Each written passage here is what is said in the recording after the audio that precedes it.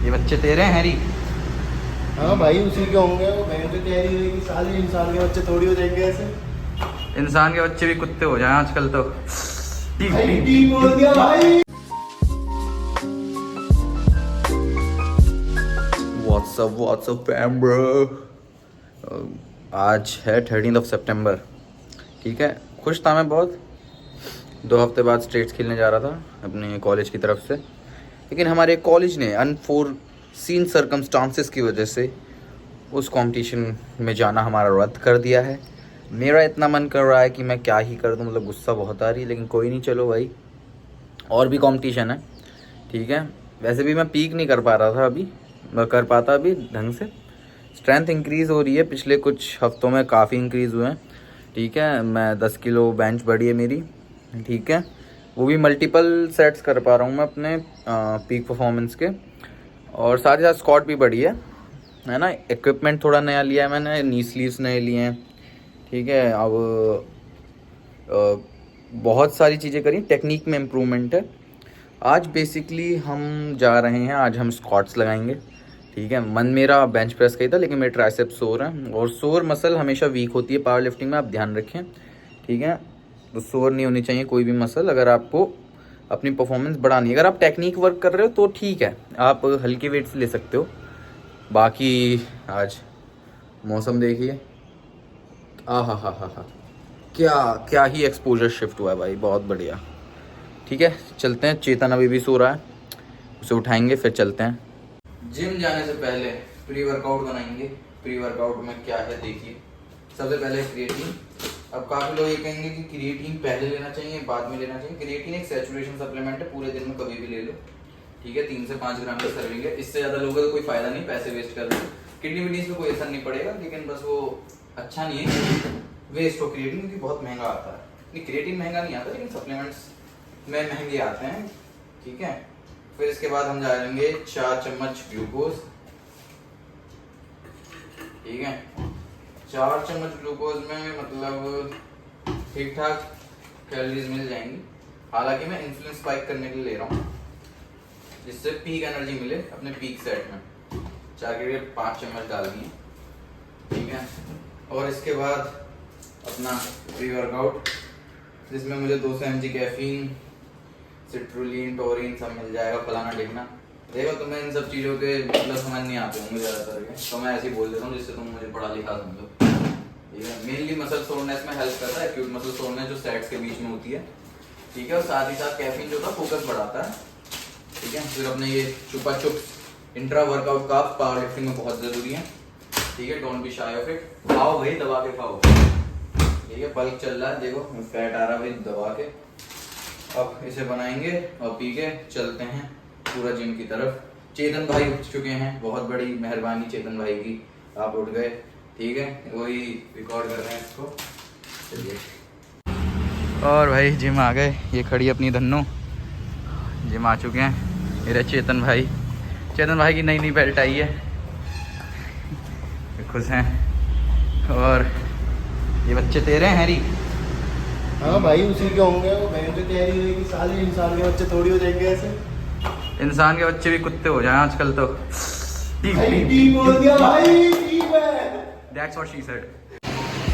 Gym तो आ गए हैं, सोचा सुबह सुबह जिम खाली मिलेगा, खाली नहीं है, अभी भी सफाई चल रही है। Too much early. कितने बज रहे हैं चेतन? 8 बज रहे हैं आसपास, 7:45 तो घर पे ही थे। पहले वार्म अप करेंगे, फिर स्पॉट सेट्स लेंगे। ठीक है, फिर बताते हैं, फिर वापस आते हैं।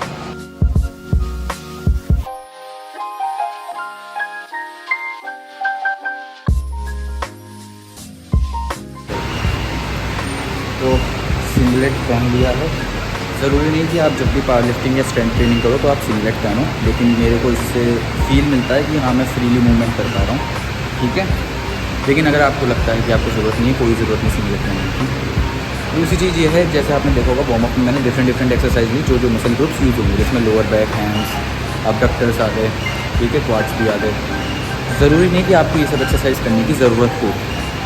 ठीक है, साइंटिफिकली रिसर्चेस ने जो दिखाया है, जो एक्सरसाइज आपको करनी है उसके लिए आप मल्टीपल सेट्स लगाओ लाइट वेट से। पर this is what floats my boat, तो मैं यही करता हूँ। अभी चेतन भाई का वार्म अप चल रहा है। हाँ, मैंने भी वेट लिफ्टिंग शूज़ पहन लिए हैं। ठीक है, मेरे को हील शूज़ की ज़रूरत पड़ती है क्योंकि मेरे लिम्स जो हैं वो थोड़े लंबे हैं।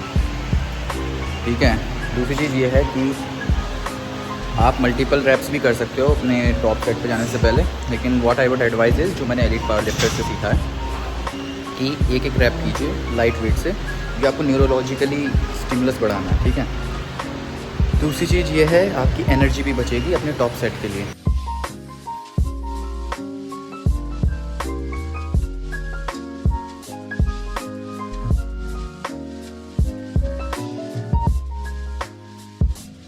तो 110 kg तक वार्म अप हो गया है। ठीक है, लोअर बैक थोड़ी सी सोर है, परसों हैवी डेडलिफ्ट सेट लिए थे। ठीक है, नी स्लीव्स पहन ली हैं और 20 kg ऑन द बार। ये भी वार्म अप ही है। आज हल्का लेंगे, लोअर आरपी ट्रेनिंग है क्योंकि मसल सोर है और इंजरी का चांस बहुत है, और वैसे भी आज आरपी 7 to 8 ट्रेन करना है, तो हल्के वेट से हायर रेप्स रेंज रखती है कुछ 4 से 5 की। And let's do this.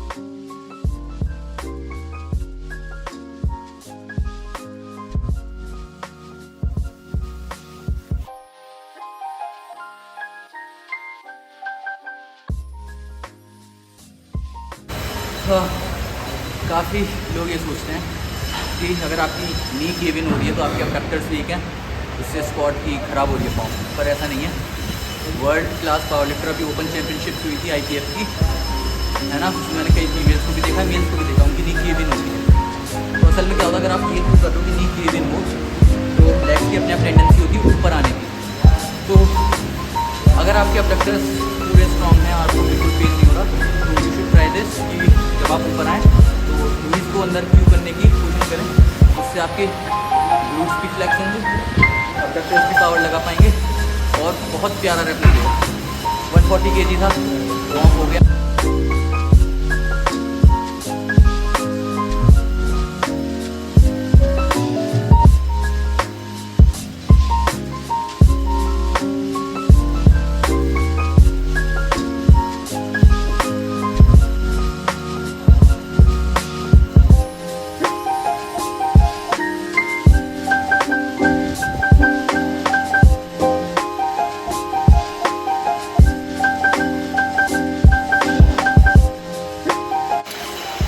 Top set हो गया है। अगर आप नोटिस करोगे तो टॉप सेट में मैं अपनी लेफ्ट ग्रिप को मूव कर रहा था, तो इसलिए क्योंकि मेरे फोर आर्म सोर हो गए थे, है ना, इसकी वजह से मेरे को उसे मूव करना पड़ा।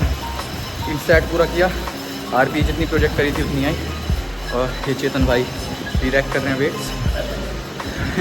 देखिए, जब भी आप पावर लिफ्टिंग सेट या हैवी सेट लगा रहे हैं, हमेशा अपने वेट्स को रिरैक करें। ठीक है, ट्रेनर्स वहाँ ट्रेनिंग देने के लिए हैं, वेट्स को रिरैक करने के लिए नहीं है। ठीक है, one of the gym etiquette जो आपको फॉलो करना चाहिए। पावर लिफ्टिंग सेट्स हो गए हैं, एसेसरीज़ करनी है। एसेसरीज़ में 2 चीज़ करेंगे आज, RDLs for lower back and hamstrings, and gluteus Maximus के लिए हम करेंगे लंजेस स्मिथ मशीन पे, क्योंकि सबसे ज़्यादा लेस टैक्सिंग वही होते हैं सिस्टम पे, और ग्लूट्स को भी अच्छा स्टिमुलस मिलता है।